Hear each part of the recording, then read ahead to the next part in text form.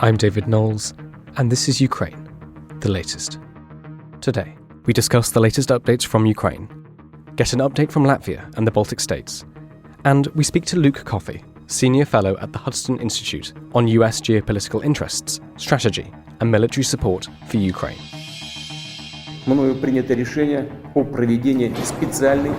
This hideous and barbaric venture of Vladimir Putin must end in failure. Putin's war in Ukraine has destabilized energy markets the world over. Nobody's going to break us. We're strong. We're Ukrainians. Every weekday afternoon, we sit down with leading journalists from the Telegraph's London newsroom and our teams reporting on the ground to bring you the latest news and analysis on the war in Ukraine. It's Friday, the 2nd of December, day 282. And today, I'm joined by Associate Editor Dom Nichols, Assistant Comment Editor Francis Durnley, Foreign Correspondent James Kilner, calling in from Riga, and Luke Coffey, Senior Fellow focusing on national security and defence at the Hudson Institute in Washington, D.C. Dom, can we start with you? What's the latest from Ukraine? Well, hi, David, and hi, everybody. It's been another very violent day in the city of Kherson. Russian artillery there. This is according to the regional governor. 42 artillery attacks there in the last 24 hours. 3 killed, at least 7 wounded. So that barrage is still going on. There are reports that Russia is moving its forces further away on the east bank, the left bank of the Dnipro. Remember, we talk about rivers in terms of the direction they flow. So flowing down from the centre of the country out to the Black Sea. So the left bank is the area still under Russian control, but we think their forces are pulling further away from there. That's partly because of geography and also partly because they are just so close. It's just a few hundred metres in places from the other bank where Ukraine are able now to move their forces. But the city trying to evacuate civilians is still coming under intense fire every day. Secondly, this went up about 4 hours ago on Ukraine's foreign ministry website. A statement by Oleg Nikolenko, who's the foreign ministry spokesperson, talking about the recent threats to Ukrainian embassies and consulates. So this comes in the wake of letter bombs sent to 6 places in Spain. This was reported yesterday, Thursday. Bomb disposal of those 6 attacks. Bomb disposal experts defused a letter bomb at the US Embassy in Madrid. That was detonated, controlled explosion by Spanish police. But a package was also sent to Prime Minister Pedro Sanchez. That was a little bit earlier. That was actually November the 24th. But since Wednesday, a number of similar devices to these have been sent to the Defence Ministry, an Air Force base, a weapons manufacturer, and the Ukrainian embassy, all in Spain. And at the embassy, a security officer was slightly injured. His hands were injured. And we're told he suffered concussion as well in a minor blast there. Now, Spain's Defence Minister Margarita Robles, who was in Odessa yesterday with Ukrainian counterpart, opposite number Alexei Reznikov, she said the letter bombs would not deter Spain from supporting Ukraine's just cause, as she put it, and said what must be very clear is that none of these deliveries or any other violent action will change the clear and firm commitment of Spain, NATO countries, and the European Union to support Ukraine. So that was all yesterday and the preceding days, mainly involving, as I say, 6 attempted attacks in Spain. But the statement that went up 4 hours ago from Ukraine's foreign ministry said that after the terrorist attacks in Spain, as they're calling it terrorist attacks in Spain, bloody packages have been sent to the embassies, Ukrainian embassies in Hungary, the Netherlands, Poland, Croatia, Italy, and the consulates general in Naples, Krakow, and Brno in the Czech Republic. Now, these packages sent today, or reported today, contained animal eyes. And Oleg Nikolenko says the entrance to the ambassador's residence in the Vatican has been vandalised, and the embassy in Kazakhstan has received a report of a mine attack, although that was later denied. Now, Ukrainian Minister of Foreign Affairs Dmitry Kuleba put out a statement. He said, "We have reason to believe that a well-planned campaign of terror and intimidation of Ukrainian embassies and consulates is taking place, not being able to stop Ukraine on the diplomatic front. They are trying to intimidate us. However, I can immediately say that these attempts are useless. We will continue to work effectively for the victory of Ukraine." And end of quote. Ukraine has heightened security in its diplomatic presence. So this is I mean, it's not insignificant. As I say, there have been injuries caused by these things. It seems fairly low-level attacks. Whether or not this is state-sponsored, it seems pretty weak. If so it might just be sort of, I'm imagining pro-Russian extremists in these countries, but it does seem like there's now a sort of reasonably sustained series of attacks to Ukraine diplomatic missions around the world, so keep our eyes open for more of those. Just one final part before I dash off. So Mykolai Podolyak, senior advisor to President Zelensky, he said that around 13,000 Ukrainian troops have been killed since February the 24th. He's saying estimates from the General Staff range between 10 to 13,000. He said this on Ukrainian Channel 24 media outlet on Thursday. President Zelensky said the official data would be made public when the right moment comes. Now, this is... for many, we occasionally talk about casualty figures, and I say only occasionally because we just simply don't know. Right? There's loads of figures banded around out there, and we don't actually know. Got to be absolutely straight up with that, because it's very difficult to count, and because both sides are probably over-egging it slightly. However, what we do know, back in June, President Zelensky said that Ukraine was losing 60 to 100 soldiers a day killed in action and around 500 people wounded in action. So those are quite startling figures for a daily attritional rate. Mark Milley, the US chief of the chairman of the Joint Chiefs of Staff, he recently said that he was talking about the 100,000 figure, referring both sides have lost about 100,000. Ukraine's defense ministry today are saying that just over 90,000 Russians have been killed. And again, you've got to take all these figures with a pinch of salt. The reason I mention the Mark Milley figure is because a couple of days ago, European Commission President Ursula von der Leyen, in fact it was on Tuesday, she made a statement saying that 100,000 Ukrainian soldiers have been killed. She was talking in the context of civilians and soldiers. She said over 20,000 civilians, this is a quote, over 20,000 civilians and 100,000 Ukrainian soldiers have been killed in Ukraine, end of quote.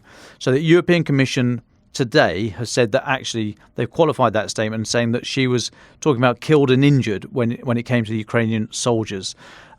I'm making a point here because we constantly get bashed that we only talk about Russian casualties. It's like, well, we don't. I mean, that's just simply wrong. But just to make the point that we are not glossing over the fact that there are huge losses and great injury on both sides here. We just don't know the accurate figure.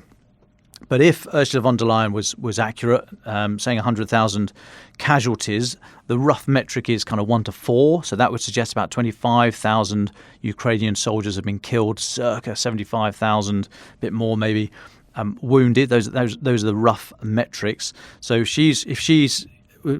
we get extrapolating, she's talking about, say, 25,000. Ukraine today saying up to 13,000. So yes, there's a difference there. I mean, clearly 25 is almost double the figure, but it's not absolutely outrageous. Those kind of figures, and that might equate to the 100,000 Mark Milley was talking about. So I just wanted to talk about these figures only partly because we so rarely get any hard data, as hard as this can be, but also because not mentioning it, we're constantly bashed for being just a propagandist, which is ripe coming from some of the people who were saying it to us. But we try to keep a tab on these casualty figures as and when we can. Although, as I reiterate, it is extremely difficult to get any kind of real fidelity for these figures. But I just thought it was worth bringing that up. Thanks. Thanks very much, Dom. Francis Dearnley, can I come to you next? There's been quite a lot happening in the diplomatic sphere from the US to Europe. Would you be able to talk us through what's been happening in the last few days? And then I'd be very interested, if possible, to hear Luke Coffey's thoughts on it before we go to James in Riga. So, Francis Dearnley. Well, thanks, David. I'll do my best, and good afternoon to our listeners around the world. In isolation, certain stories may not seem overly dramatic from this week, but piecing them together, a pattern suggestive of very high-level conversations behind closed doors and some tensions among Western partners is beginning to emerge. I'll start with the biggest story of the day, which is Joe Biden using the first state visit of his presidency to demonstrate unity with France's Emmanuel Macron on Ukraine. They've had a very lavish White House dinner where both leaders vowed to continue robust support and to back Kyiv during the winter months. They released a joint statement saying they're committed to holding Russia to account for, quote, widely documented atrocities and war crimes committed both by its regular armed forces and by its proxies. But then there's quite an interesting intervention from President Biden in the Q&A where he said that so far he's resisted talking to Putin since the invasion, but that he would be willing to sit down with him in certain circumstances. And then he elaborated on this, saying that I have no immediate plans to contact Mr. Putin, and I'm going to choose my words carefully. I am prepared to speak with Mr. Putin if, in fact, there is an interest in him deciding he's looking for a way to end the war. He hasn't done that yet.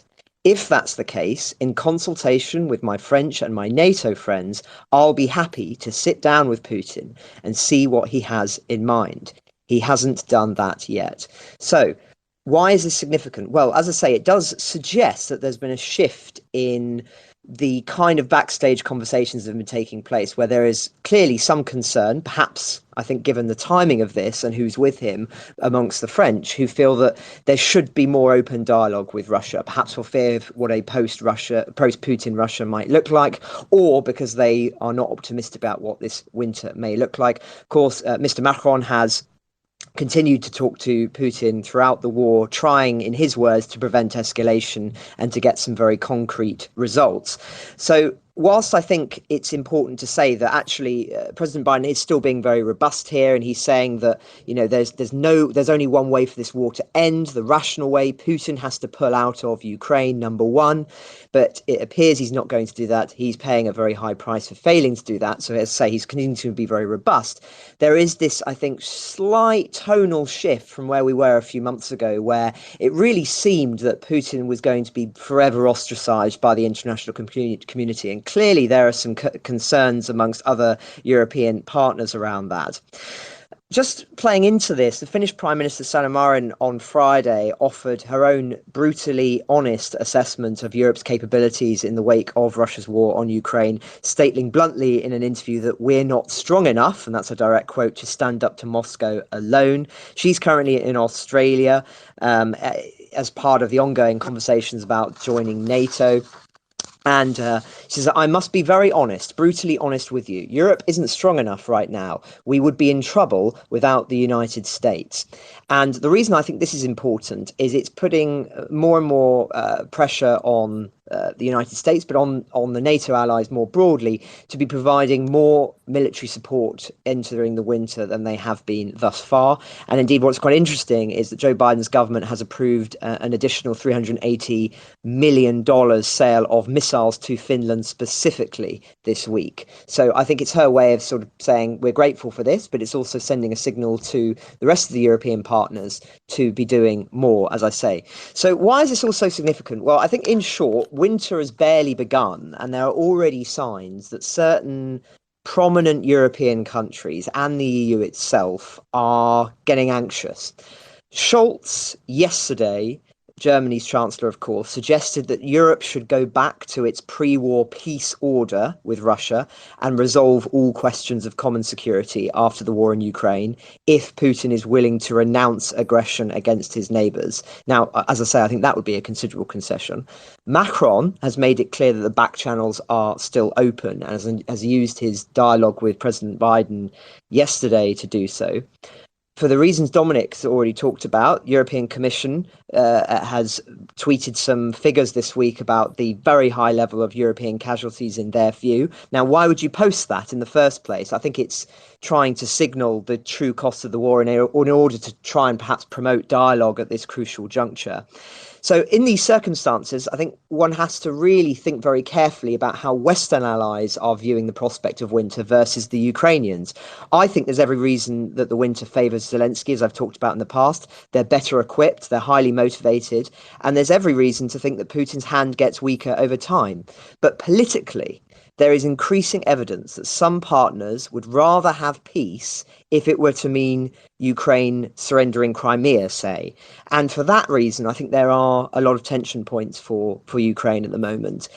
One could argue, and I've seen this argued by some commentators, that it is in Zelensky's interest to try and seize Crimea first, easier said than done, of course, before taking back the rest of the country, so that he's not in a position of increased political pressure from Western allies being put on him to try and sue for peace by giving the Russians Crimea. My own view, of course, is that Biden, Britain, Poland, the Baltic states, who are much more robust, have got this right. There shouldn't be any negotiations or talks until Putin has left Ukraine, at the very, very least. Personally, I don't think there should be any way back for a war criminal like Putin, but that's a separate point. Some feel very concerned for fear of what a post-Putin Russia looks like, as I say. So a complicated picture, David, and one I apologise for going on a little bit longer than anticipated, but I think that just covers the broad spread of what's going on at the moment, and it feels like a very, very significant moment to me. The Teutonic plates are starting to shift ever so slightly. Well, thank you very much, Francis. There was a lot to get through there, but I thought you covered it very comprehensively. Luke Coffey from the Hudson Institute, just on that, is there anything that Francis said you'd like to pick up on or add to? What's your view of the Macron visit to the White House at the moment, for example? Well, thanks, David, for having me on. I agree with what Francis said in his analysis. I think that both President Biden and Macron were saying all the right things, but we haven't seen what they're saying translate into policy, in my opinion. We have to start wanting Ukraine to win this war more than we hope that Russia is going to lose. And this means providing the Ukrainians with the weapons they need to ensure victory on the battlefield, not just so they can defend themselves, but so they can actually win. And we see these caveats and these restrictions being placed on the types of weapon systems that we are giving to Ukraine. And we have to have a different approach to this. We have to be willing to give the Ukrainians the long-range fire systems, the fighter jets, the more advanced air defense systems, the main battle tanks, if we want to see Ukraine win. I also agree with Francis that the coming winter is going to bring more advantages to Ukraine than to Russia. Francis mentioned the morale issue. They're also better equipped in terms of cold weather gear, winter weather equipment, and more importantly, they're on the front foot right now. And I think as we head into the winter months, with the motivation of defending your homeland and of liberating your territory on top of the better equipment and the higher morale, I think this could offer an important window of opportunity for the Ukrainians on the battlefield in the coming months. Thanks very much for that, Luke. We'll get into more of your recent trip to Ukraine in a minute. But can I just invite James Kilner, who's in Latvia, I believe. James, you're up in the Baltics. What's the latest from you? Good afternoon, David. I've been in the Baltics now, or in Riga specifically, for about a month. And I've primarily been trying to get an update on how people see the war in Ukraine and Russia from here. One story that I was interested in was about following up on these Russian techies, high-grade techies and journalists who fled over the border in March after about a week or so after the initial invasion of Ukraine by the Kremlin, full-scale invasion.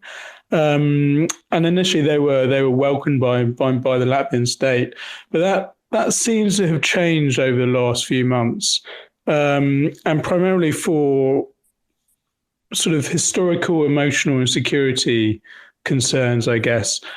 If the war in Ukraine, as it is now, and Russian aggression looks and feels very differently from the Baltics than it does from Britain. Formerly part of the Soviet Union, the Baltics are small countries. They left the Soviet Union in 1991 when it collapsed, and they did so incredibly with incredible relief. They suffered under Moscow's reign. One of the techniques that Moscow used to try and suppress nationalism in the Baltics was to send over ethnic Russians to live there. So in many ways, they've seen this population movement before, and they are wary. And the techies, the sort of anti-Putin, pro-Western, multilingual Russian techies and journalists that I've been meeting and talking to have said that they're now been hauled into the Latvian security services and given quite hardcore interrogations and questioning about their allegiances, the allegiance of their families, whether they think Crimea should be part of Ukraine or part of Russia, all this sort of thing. And a lot of them don't expect to get their visa extended. And they're preparing to move again. They're disbanding their companies that they've set up in Latvia, and they're going to move overseas again. And they're frustrated. But you talk to the average Latvians, and they're mostly and often happy to see the back of them. I was at an Independence Day, National Day event in Riga earlier this month, and it was a torch-lit event. Thousands of people walking around the main parks in Riga, and they told me that they were genuinely worried about the state of their nation, of the independence of their nation, with Russia being such aggression, and they worry that if they accepted Russians in now, they might sound fine today. They might say all the right things today, but they worry that 5 years down the line, they'll become more aggressive, they become more nationalistic, and all this sort of thing. And so the Latvian government is sort of acting on feeling that they should be more heavy-handed towards Russians who came over initially. One of the things which has happened in the last month as well is that the Latvian government has said that they want schools in Latvia where a third of people count Russian as their first language, to offer only an EU language as a second foreign language after English. What this essentially does is push out Russian from schools, Russian language classes. So again, that points to a sort of increasing anti-Russian vibe, which is going on in this part of the world.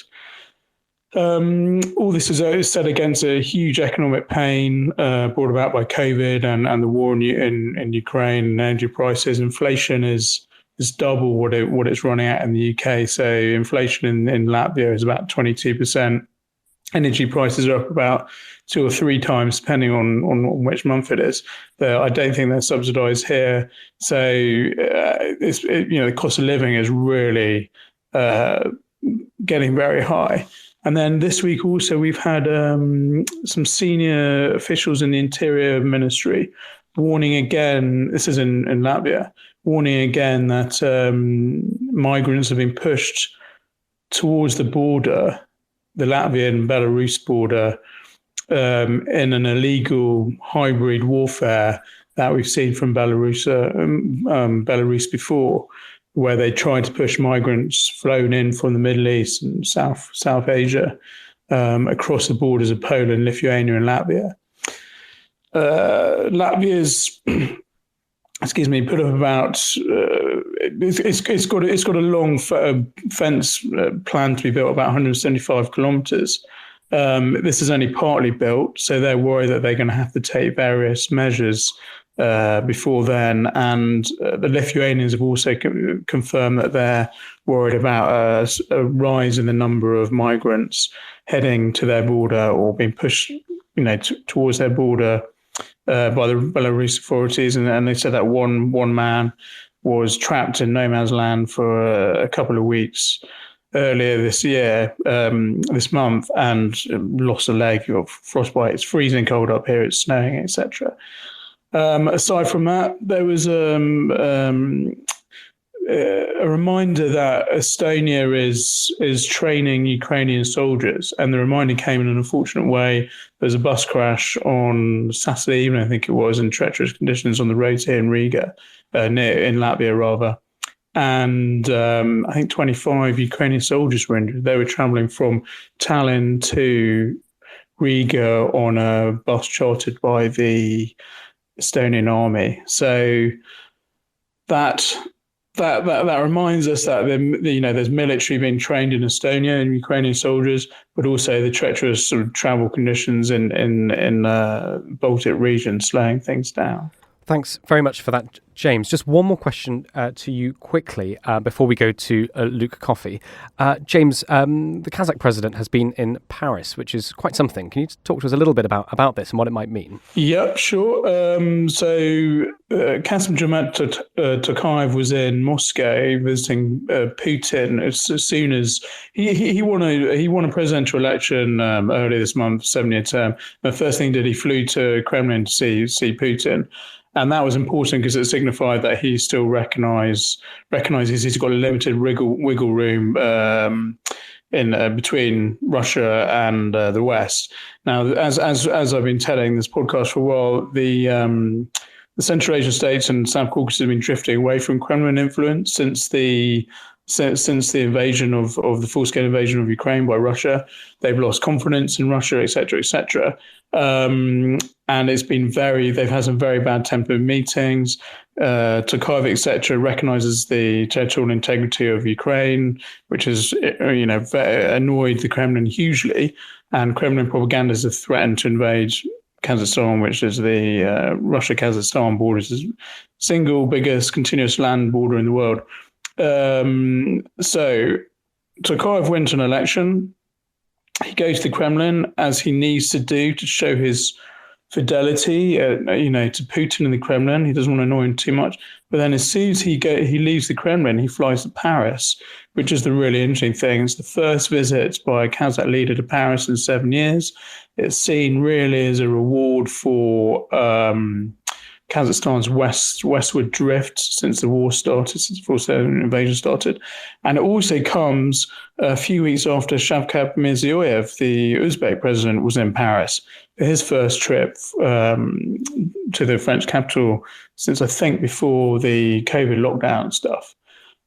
So we're seeing a huge uptick in diplomatic activity by Paris towards Central Asia, and in general, and I'm not going to go into more details now because we're a bit limited with time in my section, but in general, the EU, the US, and Britain are engaging more diplomatically, more deeply, and more business interests in Central Asia and the South Caucasus than they have done for many years. I think eight or so years, and this is a reflection of the former Soviet states in Central Asia and the South Caucasus turning not their backs on the Kremlin and Putin. They can't do that, but certainly growing tired of the Kremlin and more wary and looking for more opportunities elsewhere. Thank you very much, James, for that, adding to a whole lot of diplomatic analysis and news that we've been covering through Francis and Luke this week. So thank you, James, for joining us, and look forward to hearing more of your updates from the Baltics when you come on again. Luke Coffey, can I come to you? Thank you so much for your time today. It's really appreciated here. Just before we talk about your trip to your recent trip to Ukraine, could you just tell us a little bit about yourself, your background, and what you're looking at, what you've been looking at throughout this conflict, throughout this invasion? Yeah, thank you again for having me on, David. I've been following transatlantic security issues in some form or another for 2 decades now. I even have a bit of time spent in the UK working in the House of Commons and as a special advisor to Liam Fox when he was in the Ministry of Defense about a decade ago. And so I follow the debate from a UK perspective very closely, but also being here in Washington. Of course, I follow the debate here as well as it pertains to transatlantic security. And of course, right now, Ukraine is the main focus. It is, in my opinion, the deciding factor when it comes to the future of the transatlantic region. And I've been a regular visitor to Ukraine over the years. And as you mentioned, I just recently returned from Ukraine, which was my first visit since the war started and also since the pandemic. So when you were there recently, where did you go and what did you see?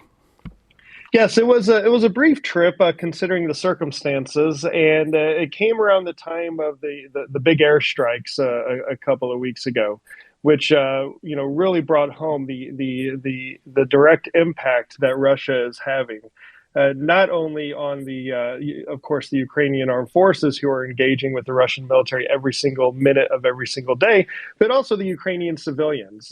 We cannot overlook the fact that it's not the Ukrainian military that's at war with Russia, it's the Ukrainian society. Russia is attacking the society as a whole. And on this visit, I was in Lviv for a bit of time, but predominantly in Kyiv. And, there were a few surprises, I have to say. I was expecting a little less traffic. For anyone who's been to Kyiv, traffic is a feature of that city. But, the roads were full and people were continuing on with their daily lives, going about their business. So I think the resiliency of the Ukrainian people really stuck out to me. So just to sketch out the parameters of our discussion here for the rest of the podcast, you're obviously calling in from the US. Could you just sketch out for us, summarize for us, the interests of the United States in this invasion, in this war? Yeah, of course. Well, I think there are three, really. One is a set of normative interests that we have. For Americans who believe in the right of self-defense, who believe in the right of secure and respected international borders, and who believes in the primacy of national sovereignty, then support for Ukraine is a no-brainer. Russia is violating these three core principles with its invasion of Ukraine, and I think this resonates strongly with most Americans. The second, and this is probably the most important, are the economic reasons. Right now, Putin is trying to undo the stability and security that the European continent has enjoyed for 7 or 8 decades, at least since the end of World War II. And this stability, or this relative stability and security that the European continent has enjoyed, has allowed for economic prosperity to take place, which has benefited America. The North Atlantic region, so North America and Europe, together account for about 45% of the world's GDP. We're each other's number one source of foreign direct investment, and we're each other's number one export partner. For example, David, 48 out of 50 American states actually export more to Europe than they do to China. And when we're exporting something, that means there's an American building something or an American providing a service, and that means an American job. And right now, President Putin is trying to undo that with his war in Eastern Europe. And then finally, and this is the hard-headed, blunt reason, Russia is an adversary. Many Americans may not see Russia as an adversary, but many Russians certainly see America as an adversary. And here we have a country like Ukraine that is standing up to Russia, delivering a huge blow to Russia's military conventional warfare capability. And it is in our interest, not only for those normative reasons, but those economic reasons to support Ukraine, but for the geopolitical reason that Russia is an American adversary and Ukraine is willing to fight Russia. So that's why we should be arming and supporting Ukraine in any way we can to make sure that they're victorious on the battlefield. Thank you very much for that, Luke. China crept into one of your reasons there. We've spoken a lot on this podcast about the relationship between Russia and China, and we've had our China correspondent, Sophia Yan, on quite a few times to talk to us about this. What's the view from Washington about China's interest and involvement in this war? And I guess also I'm interested in, on the one hand, what do you think the view from the establishment is, and how would your characterization maybe differ from that? Yeah, well, this is a part of the debate here inside Washington on how much we should support Ukraine and how far we should go. You have certain people who say, well, the big challenge for America, the big geopolitical threat into the future is actually coming from China in the Indo-Pacific. And actually what's happening in Ukraine, what Russia's doing against Ukraine, is a distraction. I think this is a very naive approach, a very unsophisticated, almost lazy approach to geopolitics. One only has to look at a map to see that Russia and China are on the same, or two different sides of the same landmass. And geopolitically speaking, Russia and China are partners. Russia is a junior partner of China, but they're still partners nevertheless. So we can't view these two issues, the issue of Ukraine and then the issue of China, in isolation. We have to view them as being together. And because Russia is China's junior partner, anything we do to weaken Russia, to hurt Russia, to degrade Russia's capabilities will at least indirectly reduce or impact China. Also, in addition to this, China is looking at how we support Ukraine vis-a-vis their designs that they have on Taiwan. They wonder, how might the West support Taiwan if we were to invade? And I think that a stronger Ukraine, a victorious Ukraine, will indirectly also mean a stronger Taiwan. So these issues have to be viewed together. You can't just neatly separate them. That's not how the world works. That's not how that relationship between Beijing and Moscow works. And that's certainly not how the geopolitics of the Eurasian landmass works. Well, talking about geopolitics, you've written in a recent article, just going to quote it, opposing further US support to Ukraine at this crucial moment in the conflict is geopolitical negligence. Could you talk us through why you think that? I mean, I think you've touched on it briefly, but would you summarize together your thoughts?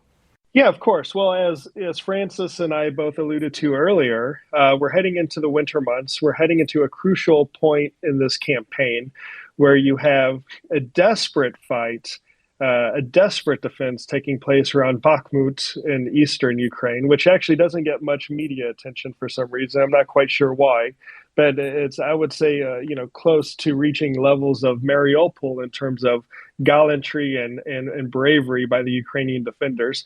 But then you have these successes on the battlefield in recent weeks near Kharkiv and also Kherson. And the Ukrainians are clearly now on the front foot. And we're heading into winter, and the morale is high in Ukraine. They have the better winter equipment, and they have the momentum. So at this critical point in the campaign, why would we stop the support? Why would we stop the funding? It would be negligent on our part if we were to do so. Now, there's some here in Washington who say, well, we're in a lame duck session in Congress, meaning that we're in that period between the election happening and then the new Congress actually taking over early next year. So no major spending should be agreed during this lame duck session. We should wait until the new session comes into power early next year. And my response to that is Russia's invasion and military timetable is not built around the U.S. congressional timetable.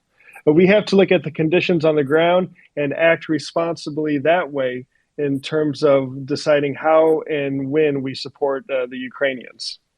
There's been a lot said, and there was a lot more said, I think, leading up to the midterms about US aid to Ukraine, military and non-military. You've written about some of the myths as you see them about US aid. Could you talk us through some of the most important misconceptions as you see them? Yeah, a big one is this notion that we're just writing blank checks to the Ukrainians. This is a very popular talking point by those who do not want to provide support to military support or financial support to Ukraine. It's a completely bogus argument. The vast majority of the billions of dollars that the U.S. is allocating for the defense of Ukraine actually never leaves the United States. For example, $14 billion has gone towards the replenishment of U.S. stocks of military equipment. Almost $10 billion went to U.S. European Command, so it didn't go to Ukraine in order to increase the U.S. military presence in Europe. Another couple billion was allocated to offset some of the energy costs as a result of the war. So when we allocate billions of dollars for weapons to Ukraine, that stays in an account in the United States that then the president can draw down from to purchase the weapons to then give to Ukraine. So there are no blank checks given to Ukraine. We're not lining the pockets of oligarchs in Kyiv. This is just a very dangerous and false talking point that's used by the critics of U.S. support to Ukraine. Another talking point you often hear is there's no transparency or accountability, not enough oversight of U.S. aid to Ukraine. And this also is false. I would actually argue that there's never been more accountability or transparency in place for U.S. foreign assistance than what is available for what we're giving to Ukraine. Take, for example, the big supplemental package of $40 billion that was passed last May. That was the biggest single package to date. In that bill, 16%, and I added this up, okay, so 16% of this bill focuses on accountability and transparency and reporting requirements for the executive branch to the U.S. Congress. In fact, there are 16 separate reporting requirements to the U.S. Congress from the Department of Defense, the Department of State, the U.S. Agency for International Development, and the Department of the Treasury. And to date, the U.S. Congress has allocated an additional $14 million just for the inspectors general of these organizations to increase oversight. So there is plenty of accountability and transparency when it comes to the aid we are providing to Ukraine. And as I said, it's perhaps unprecedented, the level of oversight that is in place. Can we just go back to the Biden administration? As we said, discussion about US aid to Ukraine was much talked about here on this podcast before the midterms. We've gone a little bit quiet on it since, just because it's now not seen as something which I think we need to worry about too much. But how do you see US policy and support to Ukraine developing or changing for the rest of the Biden administration? I think going forward, we'll continue to see bipartisan support for Ukraine.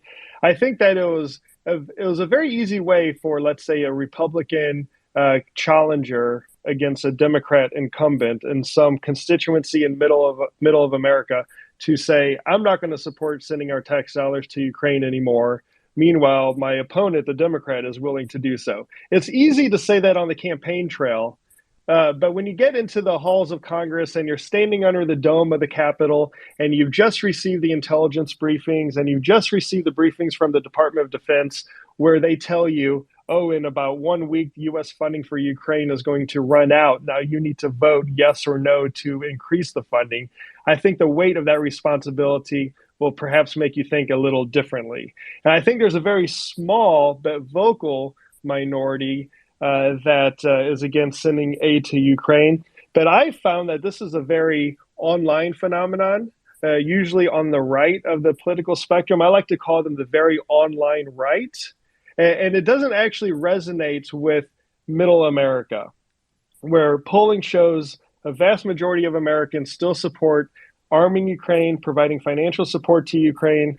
I saw one poll a few weeks ago stating that 63% of Americans would be willing to pay more at the gas pump or the grocery store if it meant supporting Ukraine.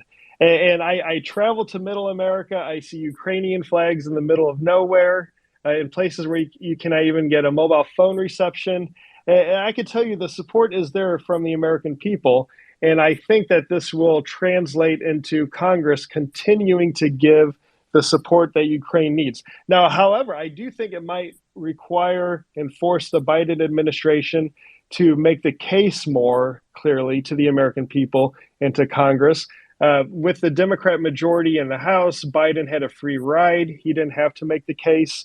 I think this would be a good thing if he would articulate America's interests in this conflict, both to Congress, but also to the American people, just to show some leadership on this issue.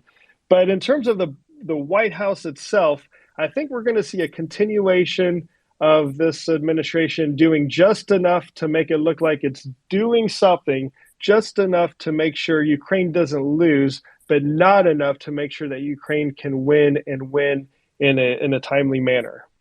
Well, just one more question from me, Luke, before I open you up, if that's all right, to Dom and Francis and James, of course, who are listening. Just away from Ukraine, we've obviously seen lots of interesting developments that James Kilner has been covering in the Central Asian states. I'm thinking, for example, of that extraordinary moment when Nancy Pelosi was applauded in Yerevan in Armenia. Would you like to talk a little bit about that, just in the diplomatic sphere that we've sort of explored a little bit about?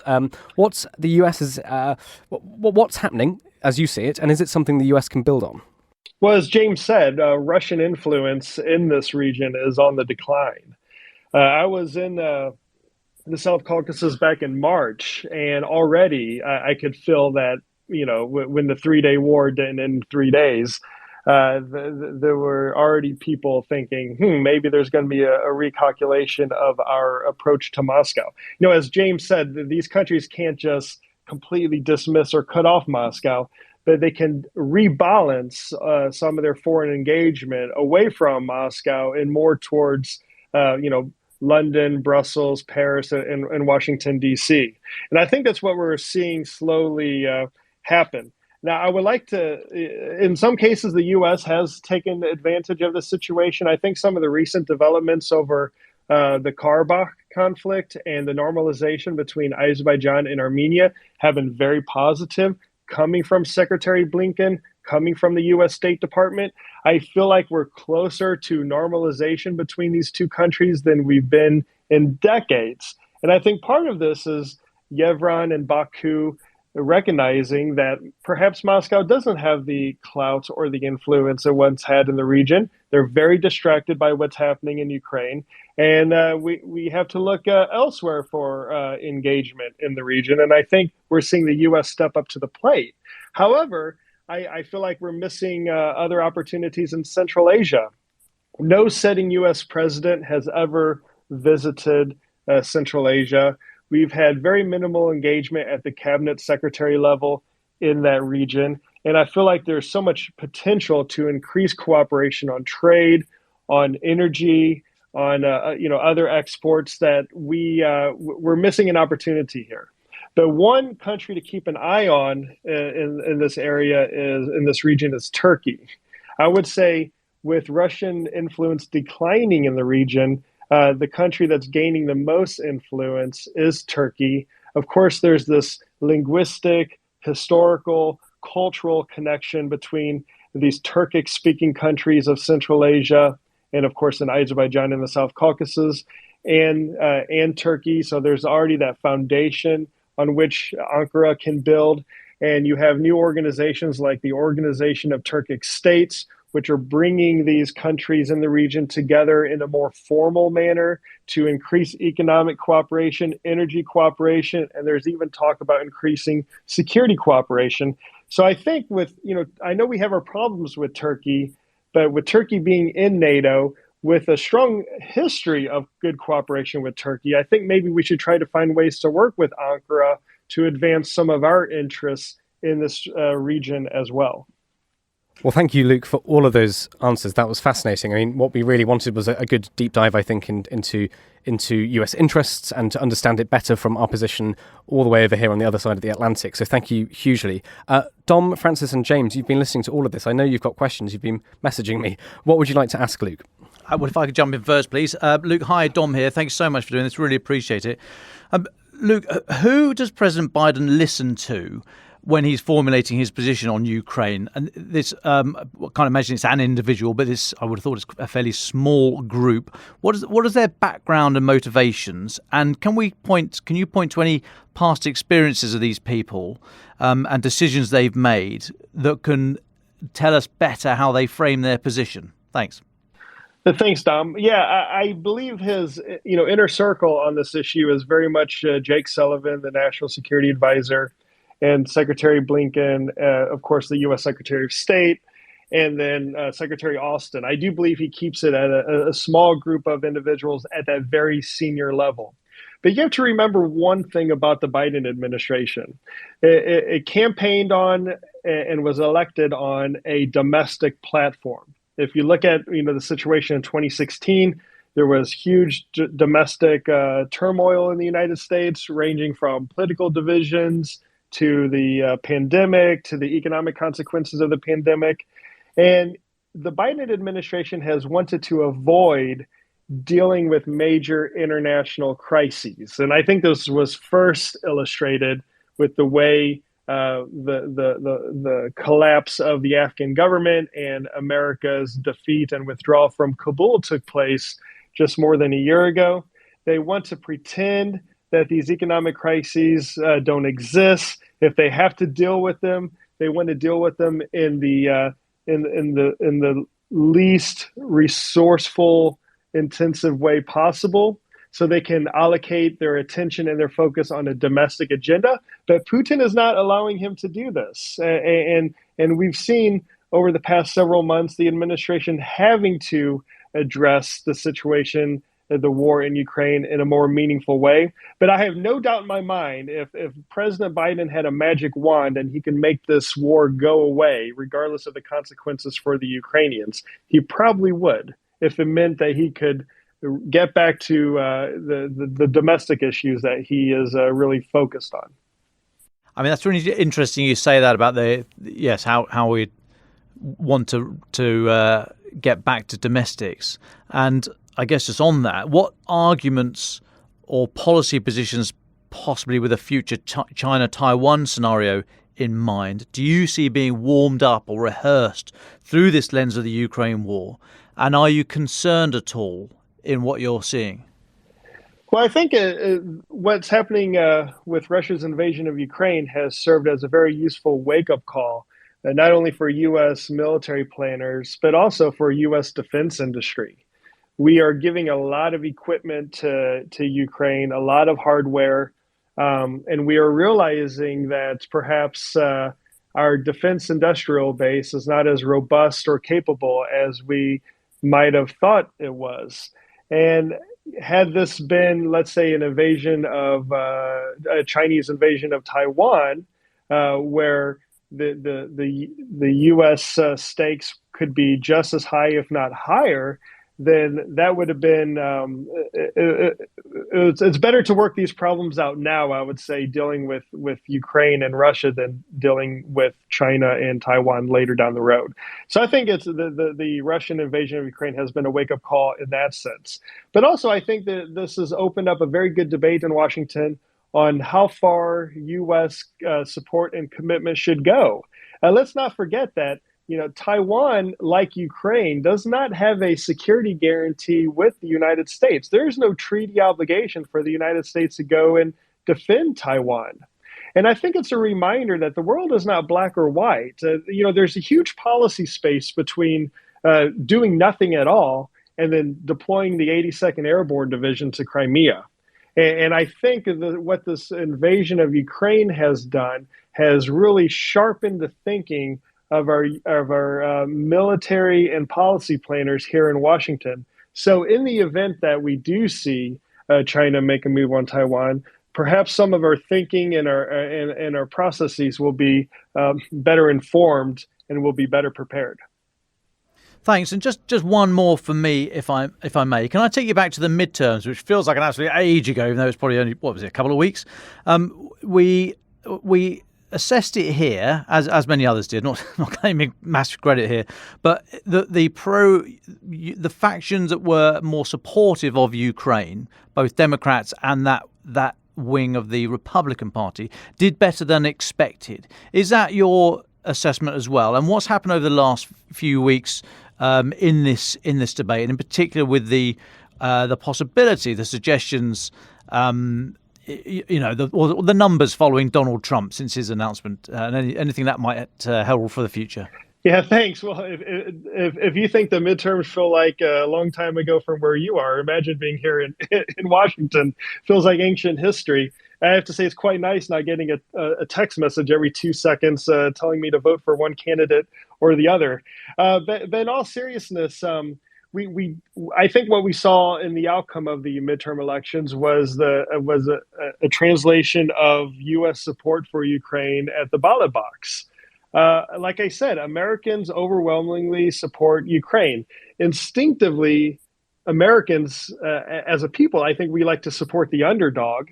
And instinctively, we like to stick it to Russia if given the opportunity. It's almost in our DNA here in America for this.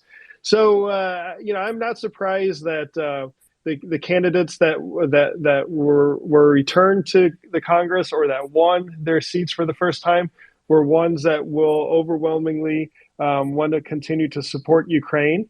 And they may not want to support Ukraine for Ukraine's sake. They may want to support Ukraine for America's sake, because it is in America's interests that Ukraine is victorious and that Russia is weakened in this conflict. And I think that we'll see some responsible voting and responsible policies being pursued in the coming months by the new Congress. Thanks so much, Luke, for your insights. It's my turn to jump in now. I was very struck by something that you were saying on China, and I note that there's said to be some concern among certain Western countries that a weakened Russia is bad because it will allow China to move into that space and to fill the vacuum, as it were, and that a weakened Russia is bad for the world because an ascendant China, able to work more closely with Russia, put more pressure on Russia because of its weakened state, is destabilizing fundamentally in a more profound way than we would perhaps expect otherwise. Just wonder what your perspective was on that question. Well, I do not see any scenario in the foreseeable future where we should hope for a stronger Russia as some sort of counterbalance to a growing and resurgent China. You do hear this argument in Washington. I think it's hopelessly ill-informed and naive. Russia and China are partners. Russia is very dependent on China in an economic sense, in an energy exporting sense, especially as European energy markets start to decline for Russian exports. They're going to be looking more towards the east, towards China.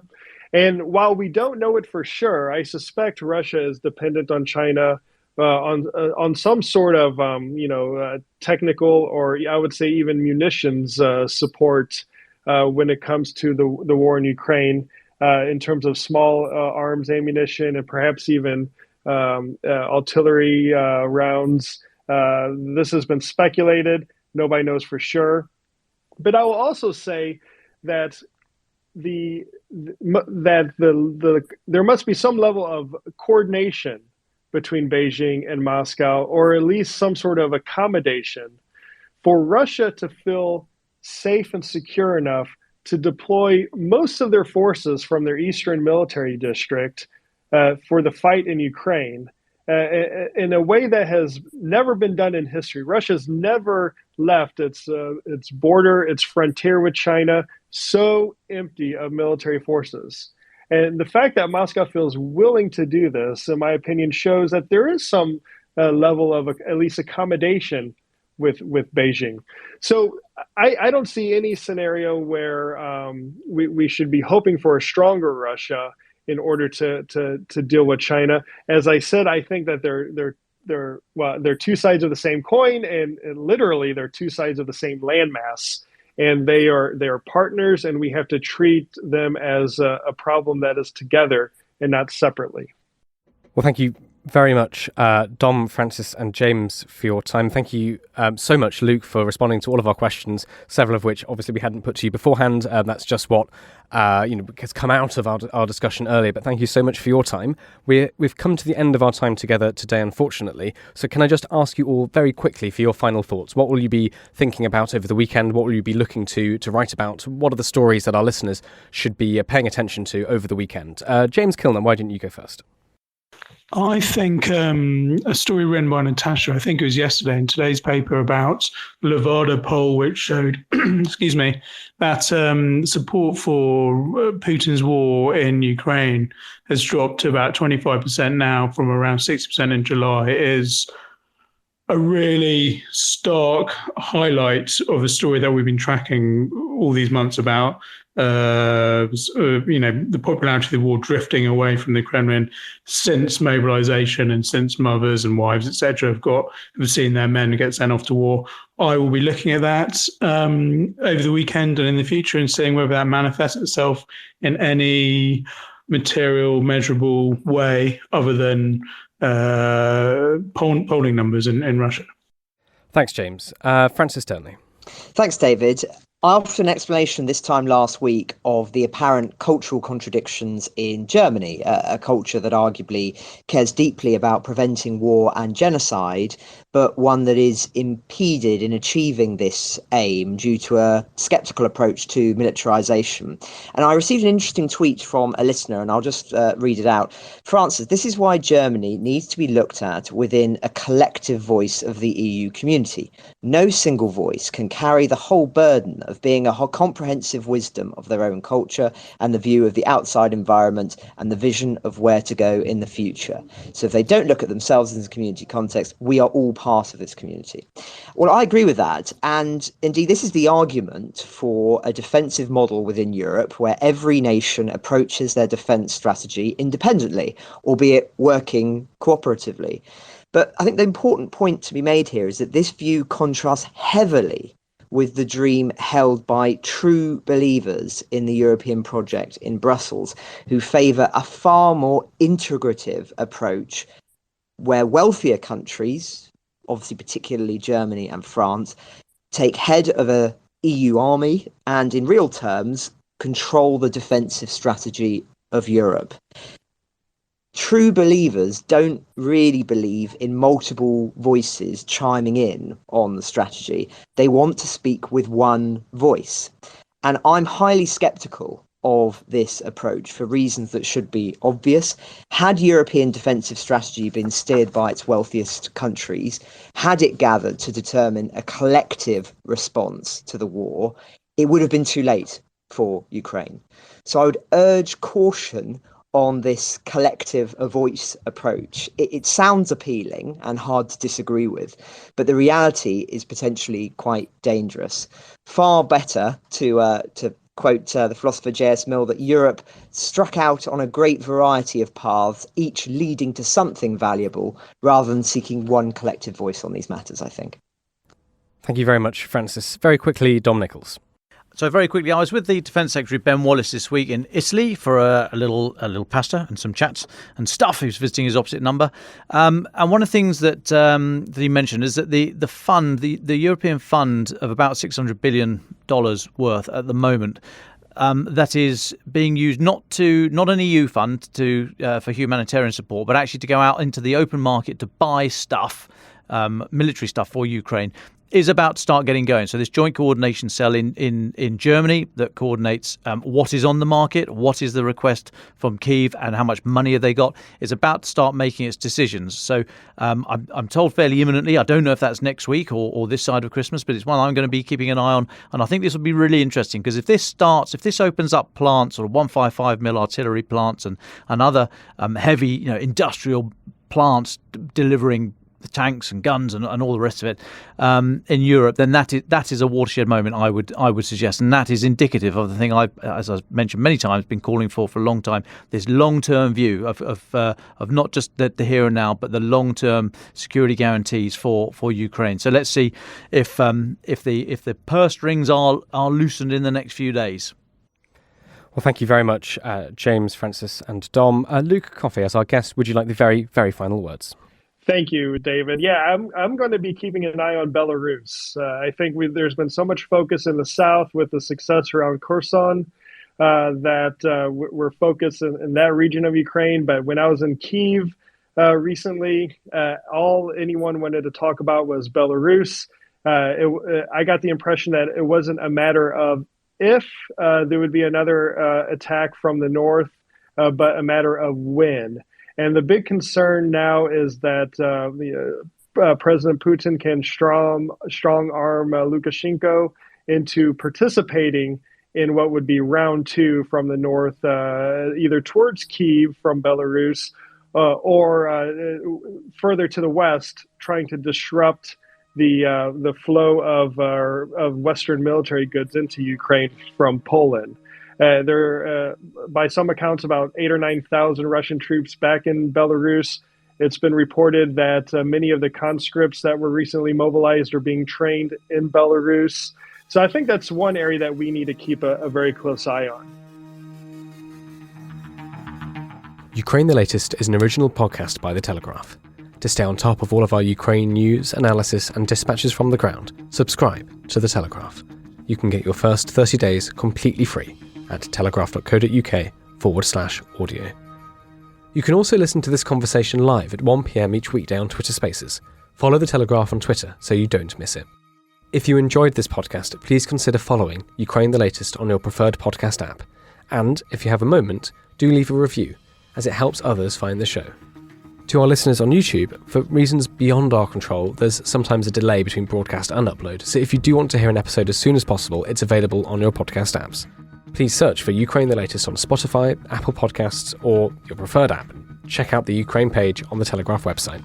As ever, you can get in touch directly to ask questions or give comments by emailing podcasts@telegraph.co.uk.